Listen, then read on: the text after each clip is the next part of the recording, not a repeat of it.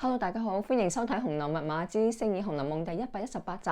我哋今集講嘅咧就係《紅樓夢》呢本小說入邊其中一個主題啊，就係折墮啊。嗱，相信大家都知折墮點解噶啦。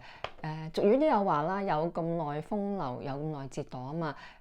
如果我哋話一個人折墮咧，意思就係話咧一啲原本係高高在上嘅人啊，因為種種嘅原因由天堂跌落地獄。佢原本生活上邊一啲好美好嘅事物啦，譬如話金錢、名譽、地位，甚至家庭咧就冇晒喎。咁咧過住一啲咧同佢以前相比咧係好潦倒嘅生活。而喺《紅樓夢》入邊咧充滿住咧呢一種嘅信息。作者曹雪芹咧喺小説一開始嘅佈局嘅時候咧，佢經已有呢個 idea 噶啦，佢經已鋪排好晒噶啦，好多喺佢筆下嘅主角咧，無論係好人定係衰人，佢哋嘅結局咧好多咧都係折墮收場嘅噃。嗱，譬如舉個例啦，鳳姐王熙鳳，佢喺小説入邊咧係一個好似一個女殺神一樣嘅存在啊！嗱，佢呢個人咧其實出身咧都係貴族千金嚟嘅，係金陵四大家族之一，皇家嘅千金小姐啦。嫁入賈家之後咧，佢就成為咗賈家嘅後宅嘅大當家。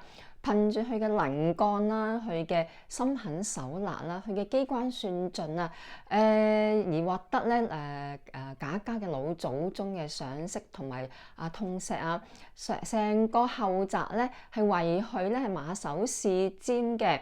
咁而且呢份人咧亦都咧好見高拜見低踩嘅，所有求佢嘅人咧都向住佢搖尾乞憐啊！甚至佢個丈夫咧都怕佢三分嘅喎。嗱，一個咧咁犀利嘅角色咧，佢最終嘅結局咧係俾人咧係剝奪咗佢大當家嘅權力啦。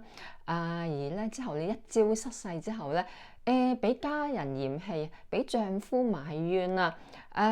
最後咧係含住怨恨啦，顏面盡失啦，係咧冇晒 face 冇晒體面嘅情況下咧係病死嘅噃。所以話咧，王熙鳳鳳姐呢個角色咧結局咧都係折墮嘅。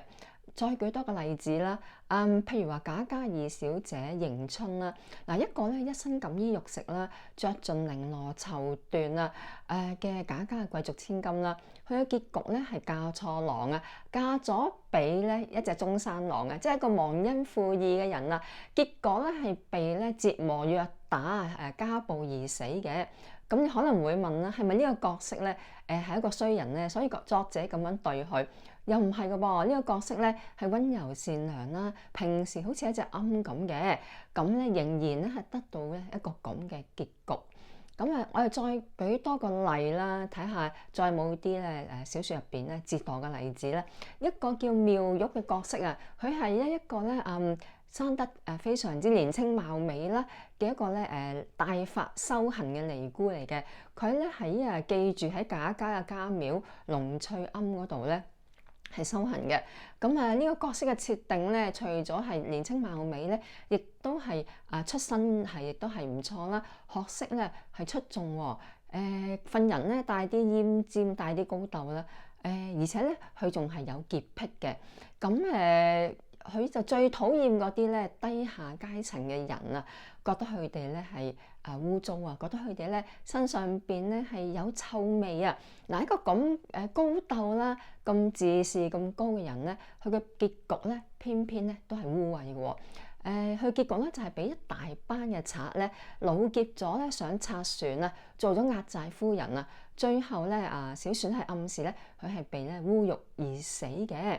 好啦，我又再舉多個例子啦。頭先講咗幾位都係女性嘅角色啦，舉多一個例子就係賈家兩位大老爺啊，即係賈家長房寧國府大老爺賈珍，同埋賈家榮國府嘅大仔即係大老爺賈赦啊。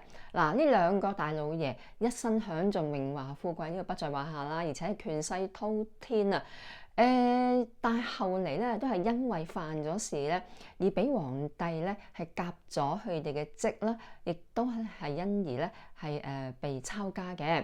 然之後咧抄家不特止喎，仲之後咧仲咧發配去呢個邊疆咧，係呢個係服刑係贖罪嘅。咁唔止自己衰啦，亦都連累咧佢嘅家人咧係一貧如洗啊！嗱，咁我哋講咗咧呢啲角色咧，通通都係折墮噶啦。其實唔止嘅，不過咧例子啊舉唔到咁多啦。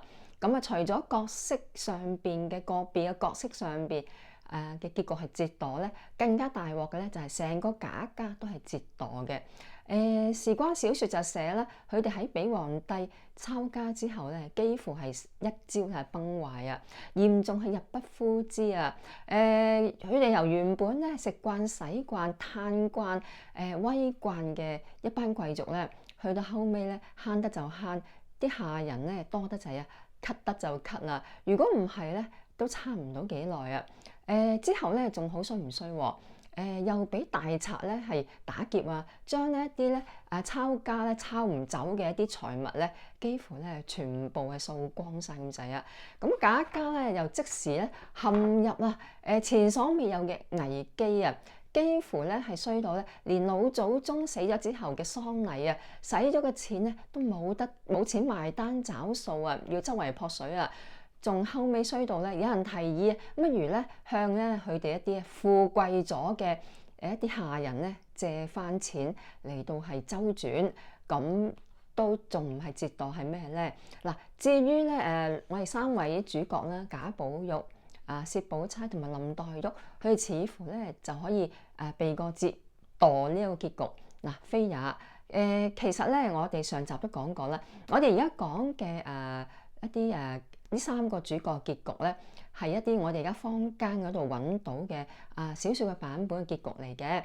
但係我哋上一次已經提過啦，其實咧有學者指出咧，呢個唔係原本作者曹雪芹心目中嘅結局嚟嘅。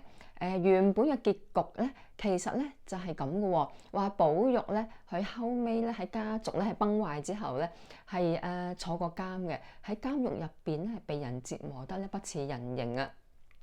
後嚟咧有得到一啲人嘅幫助咧放監啦，但係放完監出嚟咧，由於身無長物啦，過住一啲三餐不繼鹹菜撈粥水嘅生活啦，同以前咧佢一介咧貴公子嗰個生活相比咧，絕對係折墮嘅。嗱，至於佢嘅妻子薛寶釵咧，亦都嫁雞隨雞啦，跟住寶玉咧同樣過住一啲咁悲慘嘅生活。